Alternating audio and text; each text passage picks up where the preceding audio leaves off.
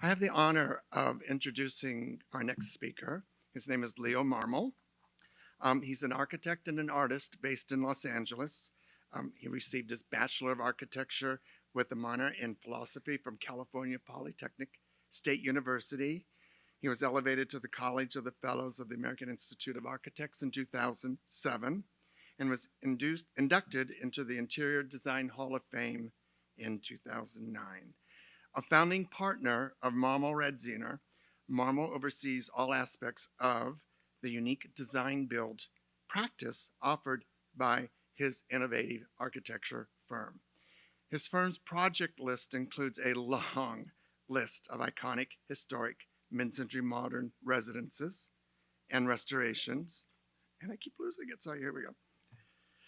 As well as new construction, both residential and commercial. I mean, even high rises now. So we're very proud to have him here. But that's all aside. You can look that up on his website, marmolredziner.com. There's a lot of information there. I'm going to mention something personal because I've been involved with the Aluminaire House since we invited the architects to speak at Modernism Week 9 years ago. And it was on that date, sort of that idea of why isn't Palm Springs being considered for its permanent home? We're the land of Frey. You know, it just belongs here. And we would have the entire arc of his career from his very first structure in America to his house that the museum has in their permanent collection up above, and all the other structures that he's done in California. It certainly made sense to us. Well, it was a rocky road, had a lot of promising starts, and things didn't always work out, whatever. Made an agreement with the museum to donate it to the permanent collection. The architects did, not me, the architects, but I was part of it. I was very happy that they were doing this. And from that point on, they took a journey of a house that has had a pretty sad history for such an important, iconic piece of work that's in every architectural book you can imagine around the world. Leo wrangled a whole bunch of different characters and people and contractors and everything, working with the museum board, working with the whole bit. He has this talent of bringing everyone in. And he doesn't lose his cool, and he's collected, and he's organized. I don't know, maybe he's not when he's home, but he certainly is in perfection when it came to this. And he made this happen. He made Aluminaire become a reality with the assistance of course, the museum, Adam Lerner, the executive director, who was very behind this project once everyone sort of got on board and thought, yeah, this is pretty cool. And also L.J. Cella, a member of the board as well, who single-handedly raised the money that when the board decided that they're going to, when the board had to vote whether they're going to move forward or not, L.J. Cella already had God knows how many $1 million lined up in pledges, so they could not say no. They couldn't say, no, we can't afford it. Well, here's the money. And it worked. And since that time, I have just been in awe. I am amazed. And I couldn't be more grateful to this person because look what's happening out there. And make sure you see it at night. It's not quite complete. It's complete enough for me because you get to see that it actually happened. So I've gone on too long, Leo, but I just had to publicly state that. You are amazing, and I could not be more grateful. Leo Marmol.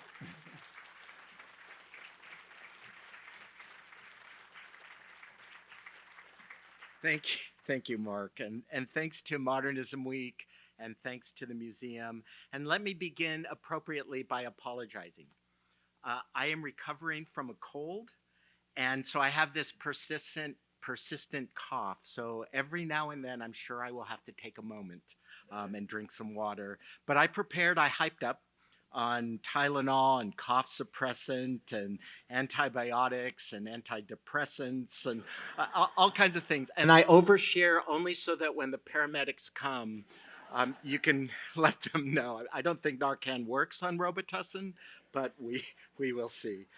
Every year, Palm Springs welcomes lovers of modernism from around the world to celebrate the cultural, artistic, and intellectual achievements of modern architecture. Modernism encompasses various fields: visual arts, literature, architecture, music, and of course, philosophy. The movement is characterized by a rejection of traditional conventions and a desire to explore new forms of expression. Through the lens of modernism, we're all trying to make sense of this crazy TikTok, Tesla, Tinder age that we live in.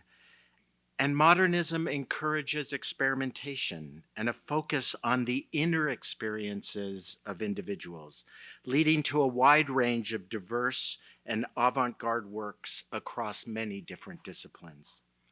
There are countless examples of powerful modern works of modernism here in Palm Springs. But today, we're gathered to explore the profound social and aesthetic impacts of the Aluminaire House, which will, I'm proud to say, which will soon become the newest monument to modern architecture in Palm Springs.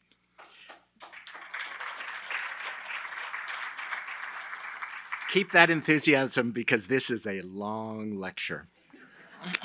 Designed by architects Albert Frey and A. Lawrence Kocher, the Aluminaire House was an early harbinger of US modernism, embodying a futuristic way of living that captivated people's imaginations in the 1930s. My goal today is to present why the Aluminaire House holds immense historical significance as a pioneering example of European modern design here in America. The museum's installation of the Aluminaire House will be completed next month. In addition, Brad Dunning has curated a major retrospective of Albert Frey's life and work.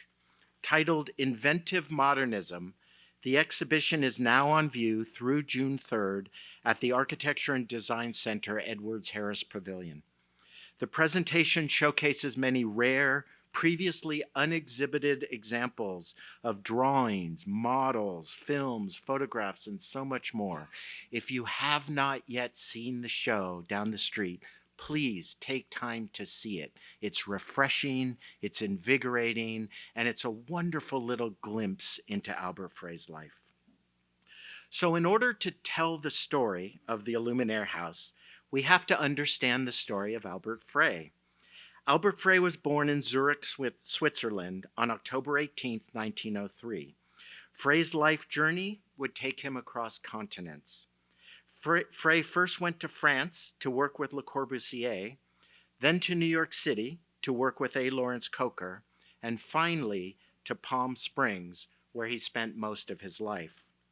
Frey's passion for design was evident from an early age, and he pursued his education at the Institute of Technology in Zurich. There, Frey read Le Corbusier's book, Towards a New Architecture. The book became a revelation for the young student and a core touchstone of his architectural practice for the rest of his career. In 1928, Frey secured a position in the Paris office of Le Corbusier. Frey was one of only 2 employees at that time. Frey made major contributions to several projects during his brief 10-month tenure with the studio, but longed to go to America, earning the nickname the American from Le Corbusier. Frey arrived in the US in 1930, 1 year prior to the construction of the Aluminaire House. Both Frey and the Aluminaire House are pivotal examples of how modernist thought traveled to America and impacted the entire design world. As one of Frey's earliest projects in the US, the Aluminaire House represents a young architect's literal interpretation of the modernist principles outlined by Le Corbusier. In 1934, a letter to Le Corbusier, Frey illustrated one of his collaborations with Kocher and explained that his adherence to the 5 points of modern architecture surpassed that of anyone else's. The letters they exchanged were written in French, but the rough translation is this, quote, The attached photographs represent a weekend house that Mr. Kocher and I built during the summer. We have tried to realize your principles of free plan, free facade, independent structure, 100% land protection, etc. It is a pleasure to satisfy these conceptions to the extreme and to study the effect of a pure and detached form. Instead of aluminum, marine-grade canvas was stretched horizontally over a redwood frame to sheathe the home. Built only a few years after the Aluminaire House, the structures share a striking similarity. Let's outline the history of the Aluminaire House from its beginnings in New York to its final home here in Palm Springs. Frey and Kocher were commissioned to design a structure from materials donated by several prominent American companies. The house was a tool to exemplify the possibilities of combining European modernist design ideas with American manufacturing capabilities. While the aim was to promote the power of modern aesthetic, Frey and Kocher had many powerful motivations to succeed. In the 1930s and 40s, the United States was in the middle of a profound economic depression and on the precipice of the Second World War. This image shows one of the Hooverville homeless encampments in New York, named for the United States' 31st president, Herbert Hoover. These makeshift communities became a common sight across the country as people were evicted from their homes and construction stopped. This housing crisis persists for decades. Just look at this post-World War II advertisement by Lawrence Kocher, who is still advocating the use of modern architecture as a solution for this widespread problem. Frey and Kocher were experimenting with radical solutions for what was a national housing crisis. I suspect few of you would argue with me the fact that this housing crisis persists today. And now we see cardboard and tent cities beneath our freeway overpasses. The idea for the Aluminaire House was simple: to create a functional object that acted as a rallying cry for exciting new materials and futuristic possibilities, shepherded by the rapid expansion of industrialization in the US and the romantic notion of European modern living. To garner support for the project, Frey made a scale model of the house to show manufacturing companies like Alcoa, Fisk Iron Works, Jones and Laughlin Steel, and Pittsburgh Plate Glass, among others. These companies produced the prefabricated parts and materials for the Aluminaire House in exchange for publicity of their support for the project. Alcoa, which stands for the Aluminum Company of America, made the first contributions, providing columns, beams, girders, and the siding panels. Alcoa continues to be a leading manufacturer of aluminum today. A core emphasis of modernism is experimentation and the use of new inventive technologies. Aluminum was used in the construction industry in the early 1900s. However, this material hit its stride in the 1920s when the electrolysis process reduced the cost of producing aluminum by a staggering 80%. The Aluminaire House's luminous, airy appearance is a credit to its visionary dialogue between aluminum and steel. Modernism and industrialization existed in a feedback loop. Each encouraged the growth of the other. As industrially manufactured materials became more available, modernism's functional designs became more viable. And as modern designs gained popularity, the need for manufactured materials increased. Raised above the ground on slender columns, the Aluminaire House is a one-bedroom home designed to maximize efficiency for healthy living. The primary structure of the house is aluminum, supported by lightweight steel floor decks. Richard Neutra's Lovell Health House is an important example of early modernism in the US, created before the Aluminaire House in 1927. Neutra was forced to build the Lovell House himself because no residential contractors were willing to construct the steel frame home due to the industry's unfamiliarity and outright distaste for industrial materials employed for residential work.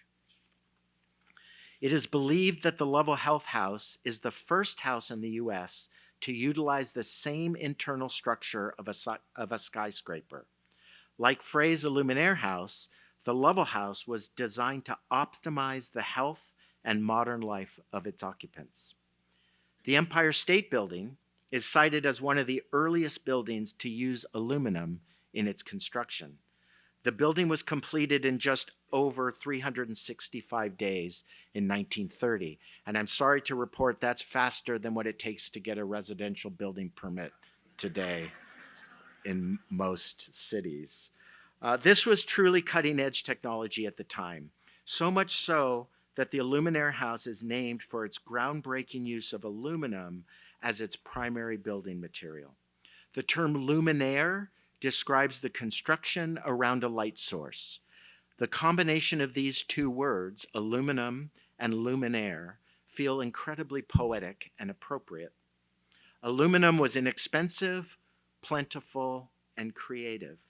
This new material literally shimmered with modernism's promise. Remarkably compact, the Aluminaire House is a mere 1,100 square feet across 3 stories, including a terrace and a garage. The 4 metallic exterior elevations of the structure are interspaced with broad glass windows to facilitate a seamless relationship between the living outside the house and the living experience within the house. Once all of the prefabricated materials were produced, the structure was assembled in 10 days in New York as part of the Architectural and Allied Arts Exhibition. The home Frey and Kocher designed illustrated how a small house could be industrially produced using prefabricated materials as a means to provide cost-efficient housing for the middle class, thereby introducing the concept of modern living in association with European socialism.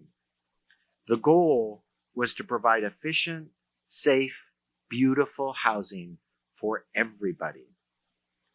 Although the exhibition of the Aluminaire House lasted only 8 days, it is estimated that more than 100,000 people visited the home. And the mythology of the home literally was sensationalized.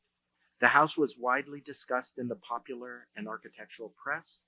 Writers mused, will homes like this become more popular? A question that persists today. The Aluminaire House's enduring legacy is in no small part credited to A. Lawrence Kocher, whose media connections were instrumental in developing the lore of the home. In their partnership, Frey was known as the designer, while Kocher fostered connections and contacts that would bring their designs to public attention. Kocher was an architect by trade, but was best known as the managing editor of Architectural Record from 1927 to 1938. It was Kocher's mission to shift Architectural Record's focus from historic European-styled architecture to modern building methods and design. While Frey worked tirelessly over the details, Kocher promoted the modern movement in broad marketing strokes. Kocher's media connections very much paid off. The Aluminaire House was one of only 2 American homes chosen by Henry Russell Hitchcock and Philip Johnson to be included in their seminal International Exhibition of Modern Architecture, held at the Museum of Modern Art in 1932. The other inclusion was Richard Neutra's Lovell House. The exhibition included the publication of a catalog and the resulting book entitled The International Style, Architecture since 1922, giving birth to the term the International Style. Le Corbusier's Villa Savoie was in the Exposition alongside the Aluminaire House. Designed by French-Swiss architect Le Corbusier and Pierre Jeanneret, this iconic structure also benefited from Albert Frey's contributions during his brief tenure in the studio. The Villa Savoie is a hallmark of modern architecture, epitomizing the international style. Completed in 1931 in France, the house was envisioned as a luxurious country retreat, seamlessly integrating with the lush countryside. The villa utilized reinforced concrete, enabling structural, sculptural forms and extensive use of glass for transparency and natural light. The Villa Savoie is larger and more elaborate than the Aluminaire House. The villa is widely regarded as Le Corbusier's masterpiece. I love these images of the villa's interior, which feature a hand-washing station at the main entrance. Viruses were initially discovered in the 1890s. So wouldn't it make sense to include a sink at the entry door to wash one's hands upon arrival? We really have so much to learn from history. The Aluminaire House's intention to be so adaptable raises questions about whether designing context-independent buildings is advantageous, or does it lead to monotonous repetition lacking social context? This notion of sightless design invokes associations with rampant capitalism and corporate standardization celebrated by Ayn Rand's economic philosophy, akin to the McDonald's iconic golden arches that uniformly proliferate around the world. While efficient commercially, standardization sidesteps the broader social and aesthetic principles of the modernist movement by neglecting local context and design nuances that come from that. While he worked on the Villa Savoie, Frey discovered a copy of the Suites catalog. The Suites catalog was an American periodical filled with hundreds of manufacturers advertising their factory-produced goods and products. Frey was amazed at the availability for purchase in these catalogs. At that time, all facets of construction had to be custom produced, custom made. Things like doors, windows, and hardware were not ready to buy off the shelf at the local hardware store, nor were most materials from the Suites catalog available to order outside of the US.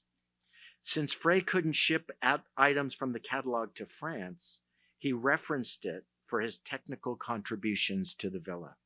Frey drew inspiration from the catalog to design large sliding glass windows between the living room and the terrace. Frey had long been fascinated by America's evolving design and manufacturing possibilities. Frey's introduction to the Suites catalog was rapidly followed by his immigration to the US.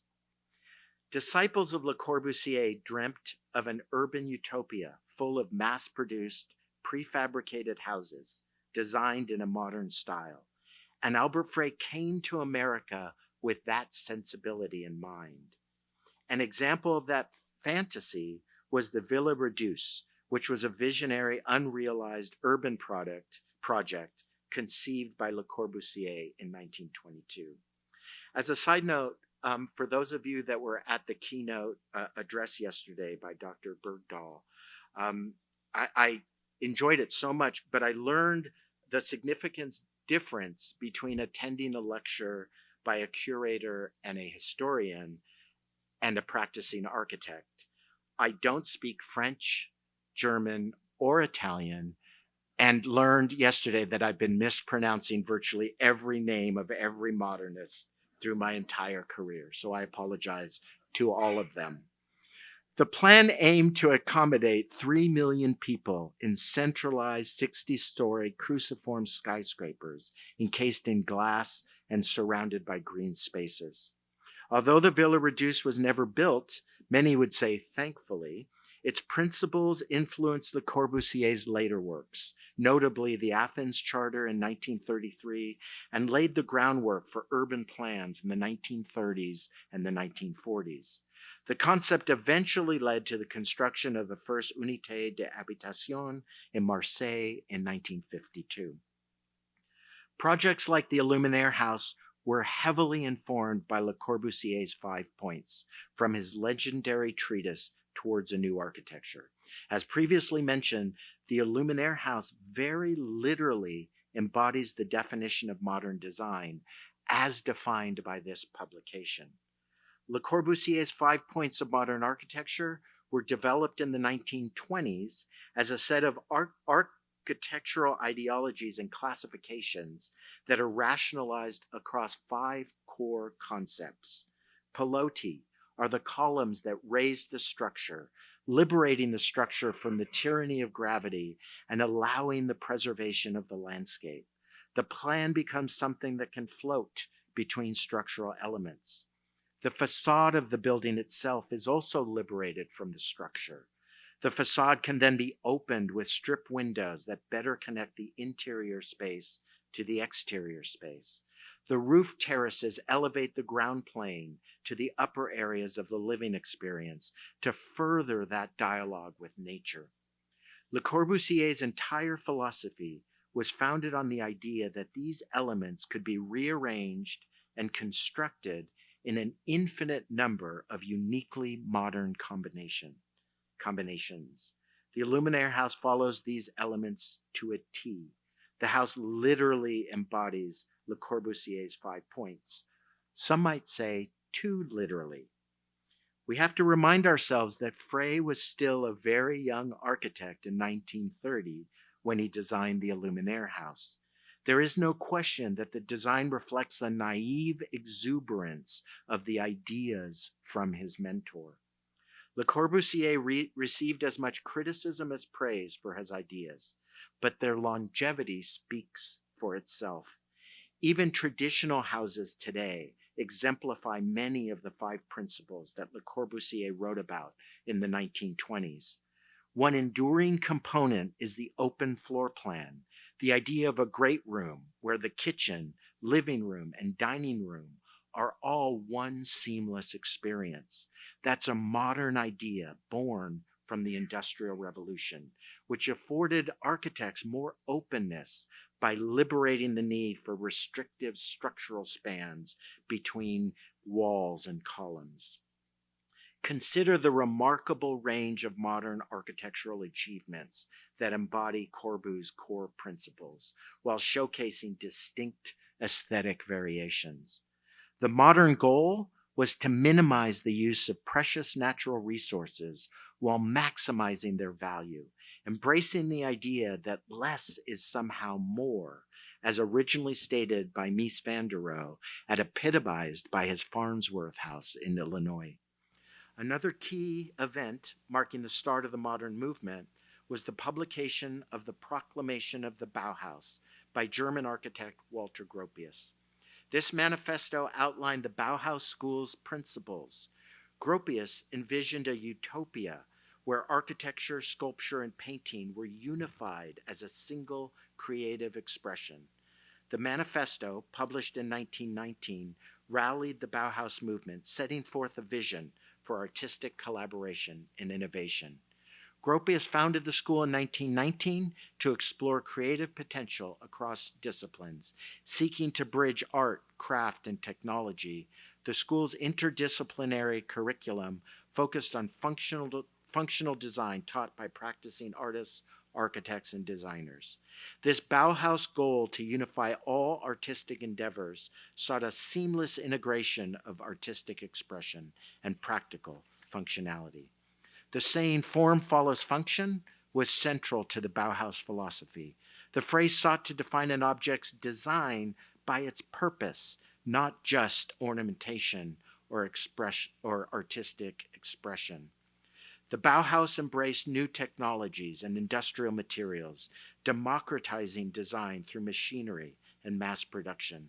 The Bauhaus aimed to make well-designed products accessible to a broader audience.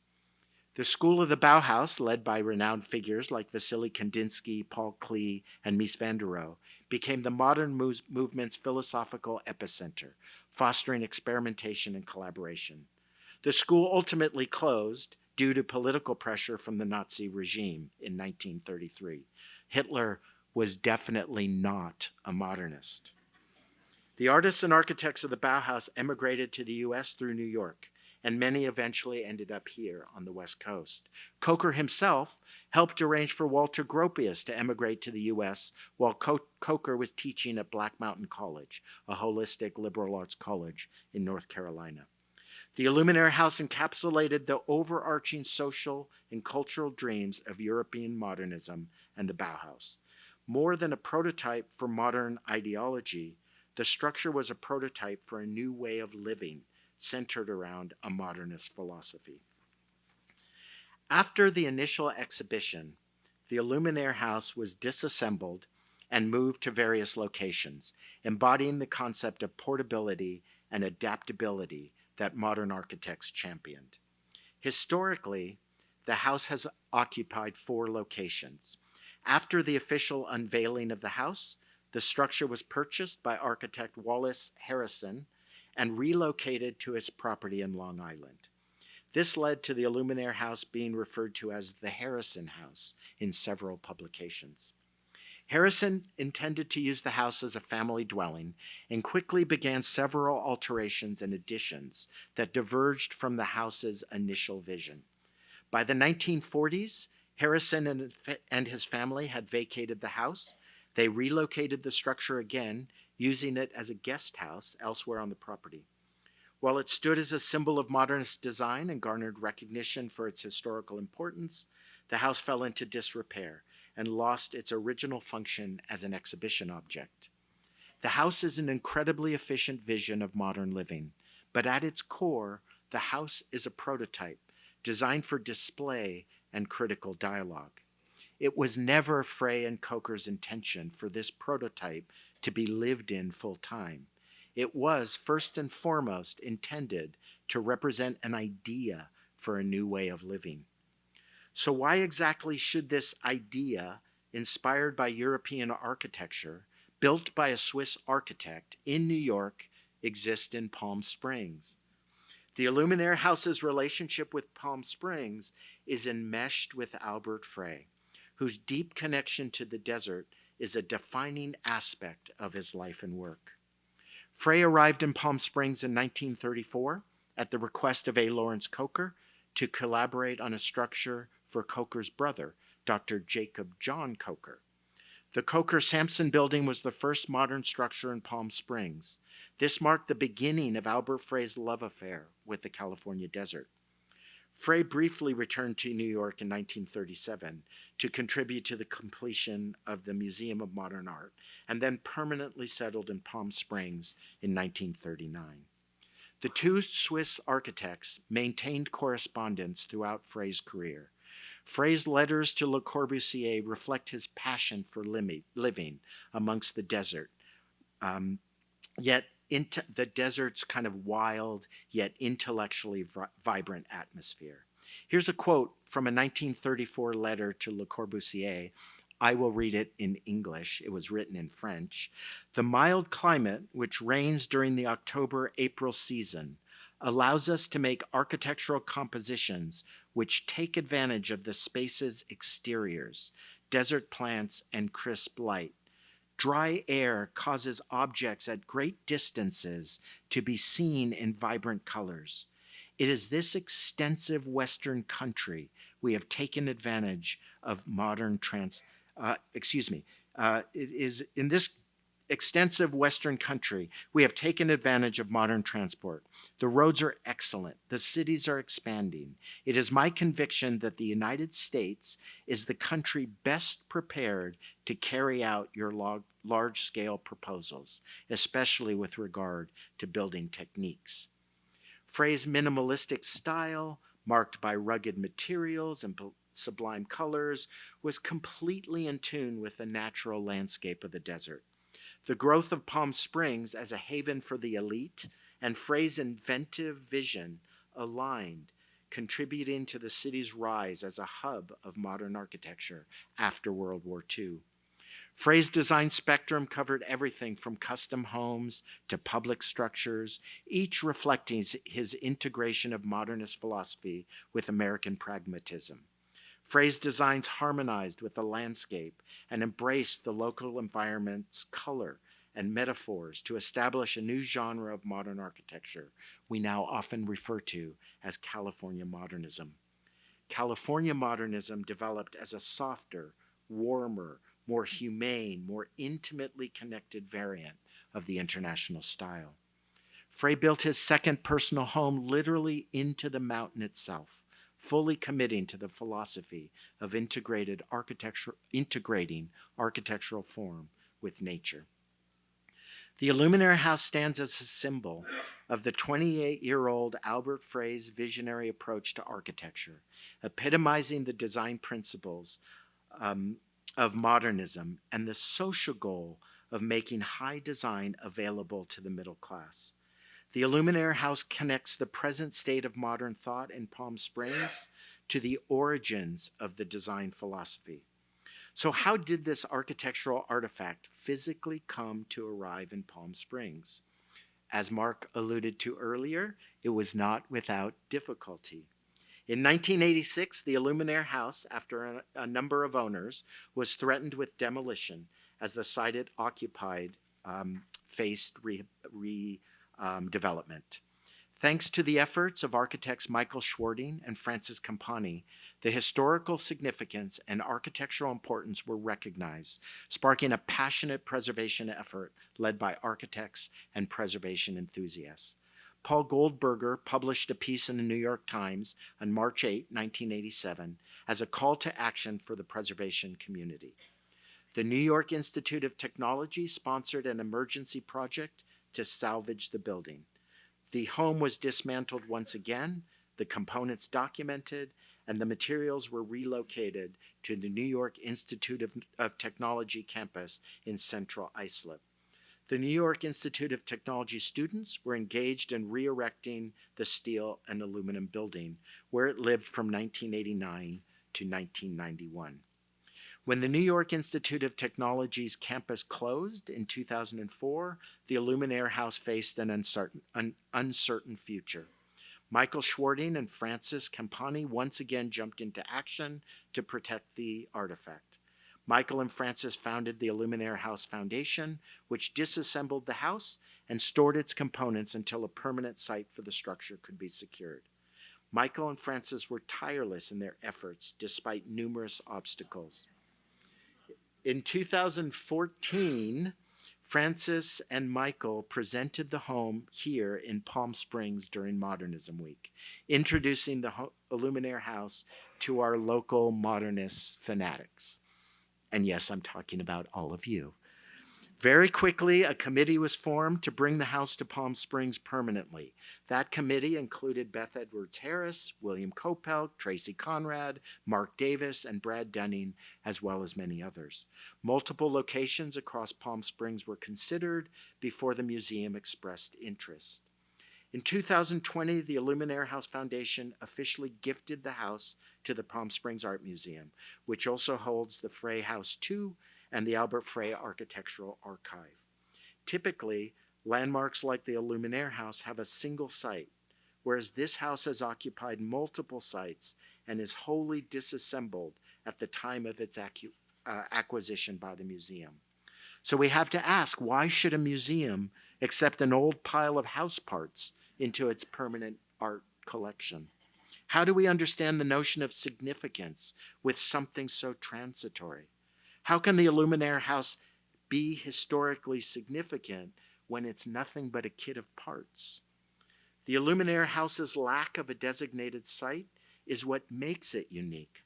The house was designed to be at home anywhere. So at the risk of being overly nerdy, and I'll tell you, my kids constantly remind me that I am in fact overly nerdy. That's kind of the joy of children. Let's turn to the Secretary of the Interior's treatment of historic properties. There's an ideological perspective within the preservation community that defines authenticity as necessitating the preservation of a structure's original material. often referred to as historic fabric. In the most naive practice of preservation, integrity is often simply defined by the presence of sufficient historic fabric. Fortunately, the Aluminaire House represents a rare case in that most materials used in the current reconstruction are in fact the original structural components from the installation in 1931. Yet preservation architects need to struggle with making old artifacts usable within current building codes and contemporary standards of building performance. This dichotomy between historic fabric and new construction is well represented in the Ship of Theseus paradox, which poses philosophical questions regarding an object's identity over time. The thought experiment posits a scenario in which all the parts of a ship are replaced gradually, one piece at a time. It poses this question: is the vessel that exists after all the replacement parts are installed the same ship as the one that existed before the replacements? Can the Richard Neutra designed Kaufmann House be considered historically significant or authentic, even though a majority of the original historic fabric had been removed prior to the home's preservation? Is the Ship of the Desert historically significant, even though most of the historic fabric had been lost to fire? Well, the Aluminaire is not that ship, but also does not neatly adhere to any one of the categories outlined by the Secretary of the Interior. Rather, the Aluminaire House project encompasses a combination of several standards. It is certainly a preservation project, because we are reinstalling most of the original structure's materials, and also rehabilitation because we are updating aspects of the structure to meet contemporary construction standards. The Aluminaire House was originally designed on the East Coast, and we had to figure out how to make a metal box survive in the direct desert sun. One could even argue that the Aluminaire House reinstallation can be considered restoration due to the measures we've taken to repair a number of the existing materials, as well as finish the house more thoroughly than the original exhibition, such as adding things like waterproofing, since the original installation was inside an exhibition hall. It is also certainly reconstruction, due to the fact that the house is quite literally being reassembled. This project is an incredibly authentic installation of a historic artifact. We rarely have a vestige of this age with so much original fabric remaining. And that's to the credit of Michael and Francis's commitment to preserving the house, the care they took to package and catalog the many components for safekeeping. It is the only reason the house is here today. The Aluminaire House's century-long journey concludes with its installation here at the museum, where the house can continue to nurture our conversations around the paradoxes of modern architecture. Due to the small size of the house, it cannot accommodate disabled access, so the exhibition will not offer interior access. This is similar to the Eames House in Los Angeles, where you can typically only visit the exterior of the home. The Eames House, by the way, is also constructed from a prefabricated kit of parts and also exhibits Le Corbusier's points of modern architecture. By acquiring one of Frey's earliest works, the Palm Springs Art Museum honors his lasting comprehensive impact on the architectural landscape. The home's innovative design, use of aluminum, and prefabrication process symbolize the convergence of European modernism and American ingenuity. While the Aluminaire House itself was never mass-produced, its influence can be observed in the tiny house movement today. This prefabricated house, created by an Estonia-based firm, is designed to move with its owners. For modern architecture, with its emphasis on efficiency in all aspects of design and construction, the premise of prefabricated materials was revolutionary. The power of mass production the vision of prefabrication continues to resonate in today's architectural conversation. Marmol Radziner has completed many prefabricated projects that continue the legacy and spirit of this design ideology. The dream of prefabrication is to allow architects to design and build structures more efficiently. Prefabrication actually dates back to the early 1600s, when panelized wood houses were shipped from England to Cape Ann, Massachusetts. Prefabrication was then popularized by the assembly lines of Henry Ford's car manufacturing factories, and at the same time, the Sears catalog was selling its own version of the prefabricated house. Even the Suites catalog offered the purchase of an entire house delivered here in the US. In my conversations with Julius Schulman, we discussed the paradox of modern buildings becoming more expensive despite using less materials or techniques like prefabrication to make the production of buildings more efficient. Efforts like the Case Study House program and the Aluminaire House sought to spark enough interest in modern design to mass produce prefabricated components, which is the only way such materials can become more cost effective. The Case Study House program was a platform for promoting new ideas in residential design, and it was fully committed to the international style of modernism, as exemplified by Le Corbusier's 5 points of architecture. John Intenza, editor of Arts and Architecture magazine, invited specific modern architects to build houses with real clients that could serve as educational models to promote the ideas of West Coast modernism. Intenza's work transformed the practice of Los Angeles architecture and helped to make modern homes seem less detached and stern. Julius Schulman believed that the Case Study House program was certainly successful in making design ideals, modern design ideals, more available. Still, he also believed the program failed to make modern architecture more affordable to the general public. The modern aesthetic actually drove the cost of construction up. So we have to ask, what is it about modern design that increases the general cost of construction? It was Mies van der Rohe who famously stated, "Less is more." With those 3 words, he encapsulated the essence of minimalism in design and architecture. What he neglected to mention was that less also costs more. Modernist design, while beneficial for the interior-exterior relationship, introduces distinctive design characteristics that pose challenges, especially here in California. The removal of solid walls demands sophisticated structural solutions to respond to the aggressive forces exerted by earthquakes.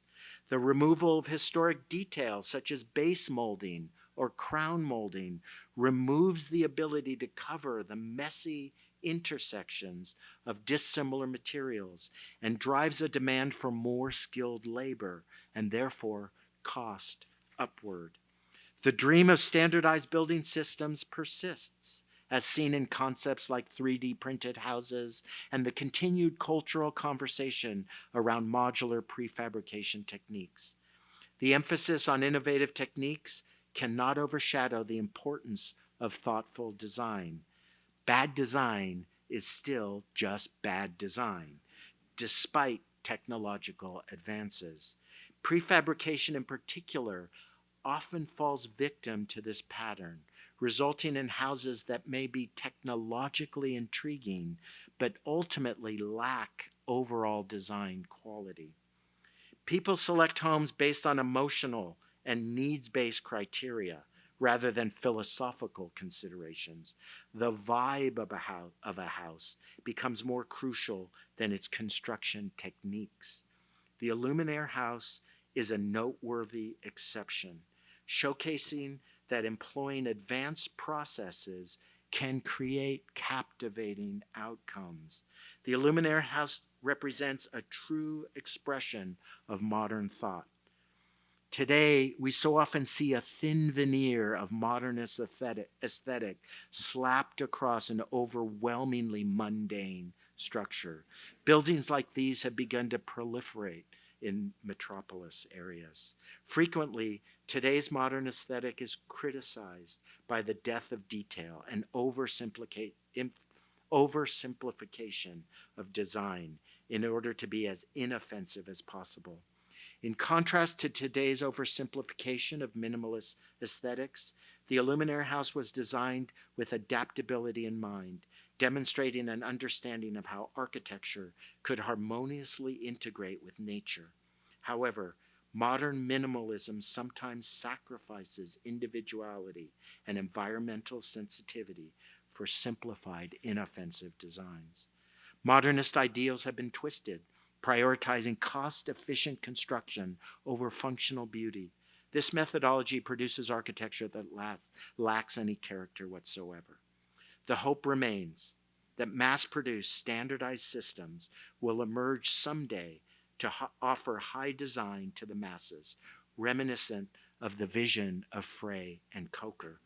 The critique of bad minimalist design, and the acknowledgement that bad design exists in both modern and traditional forms highlights the necessity of considering both utility and beauty as the Bauhaus would employ.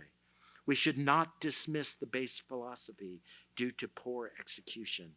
Bad design remains bad, regardless of the aesthetic philosophy. The Aluminaire House offers us an exciting opportunity to teach and debate the beauty and relevance of the modern ideal. The Aluminaire House is a timeless example of what modern architecture was intended to be. Yes, it is highly functional, but nevertheless, even the smallest details of the house overflow with character. Every detail was considered and constructed to maximize the health and happiness of the occupants. Throughout its journey, the Aluminaire House has stood as a symbol of the innovative spirit of American ingenuity. It has stood for modern design and socialist ideals.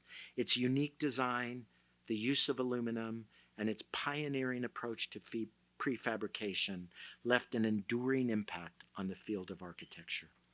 In the 21st century, the Aluminaire House stands as a living museum, a tangible reminder of the resilience of human ingenuity and the pursuit of a better, more sustainable future.